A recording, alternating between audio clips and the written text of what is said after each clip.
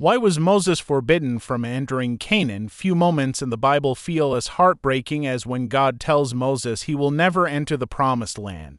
After leading the Israelites through slavery, famine, rebellion, and 40 years in the wilderness, Moses stood on the edge of Canaan only to discover he would see it from afar but never step inside it. For many readers, this raises a difficult question. Why would God deny his most faithful servant the very promise he spent his life pursuing? The answer is found primarily in the book of Numbers.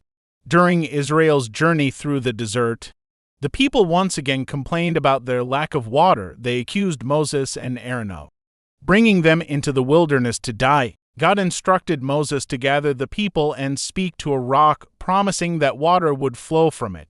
But instead of speaking to the rock, Moses struck it twice with his staff while speaking harshly to the people. "Hear now, rebels, shall we bring forth water for you out of this rock?"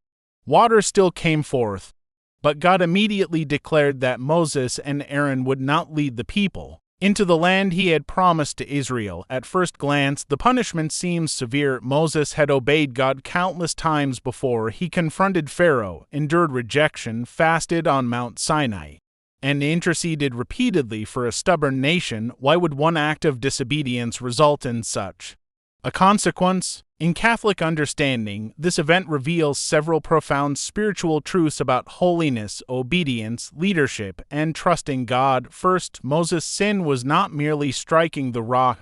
His deeper failure was misrepresenting God before the people. God had commanded him to speak, but Moses acted in anger and frustration in doing so. He drew attention to himself instead of to the Lord. His words, "Shall we bring forth water for you?" suggested that he and Aaron were the source of the miracle rather than God. The Catechism of the Catholic Church teaches that leaders entrusted with spiritual authority carry greater responsibility because their actions influence others. Moses was not an ordinary man in Israel. He was God's chosen prophet and shepherd of the covenant people. Throughout Scripture, those closest to God are often judged more strictly. King David suffered greatly after his sins despite being beloved by God. The priest Eli lost his family's blessing because he failed to correct corruption among his sons. In the New Testament, Jesus says, "To whom much is given, much will be required." Moses had been given extraordinary intimacy with God, therefore his public failure carried serious consequences. Second, the event reveals the danger of anger and spiritual exhaustion. Moses had carried the burdens of Israel for decades. Again and again the people complained, rebelled, and doubted God's providence. By the time the incident at Meribah occurred, Moses was weary. His frustration erupted in a moment of anger. Catholic spirituality recognizes that even holy people remain vulnerable to weakness when they lose patience or fail to trust fully in God's grace. This story serves as a warning for every believer. A single moment of pride, bitterness, or anger can damage our witness before others. Moses did not lose God's love, but his actions had consequences. Sin always affects both the sinner and the community around them. Yet the story is not only about punishment. It is also about divine mystery and mercy. Although Moses could not enter earthly Canaan, God did not abandon him.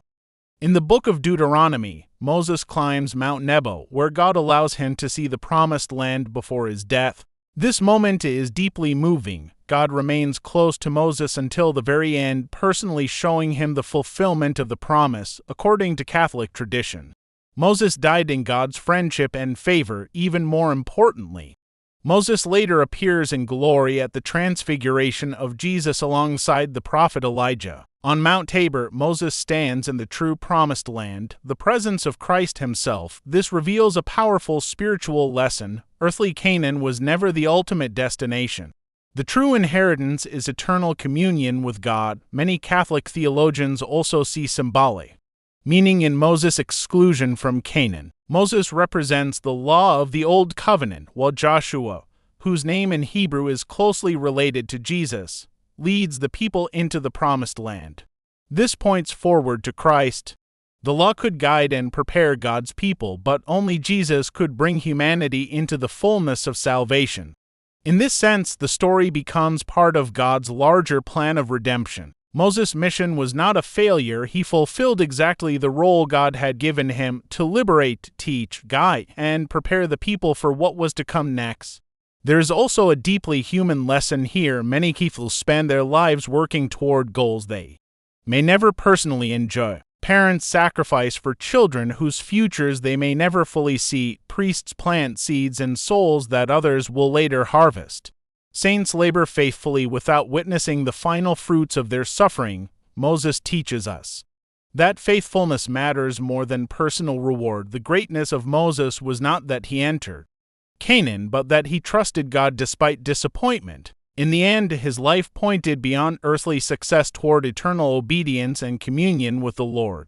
The story of Moses forbidden from entering Canaan reminds Catholics that God's justice is real, but so is his mercy. It teaches that holiness requires humility, that leaders bear serious responsibility, and that even the greatest servants of God must rely completely on him. Most importantly, it reveals that God's promises are often fulfilled in ways greater than we first imagine.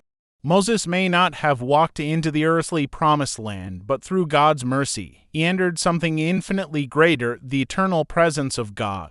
Thank you for watching the video. Please like and don't forget to subscribe to the channel so you don't miss the next video. Goodbye.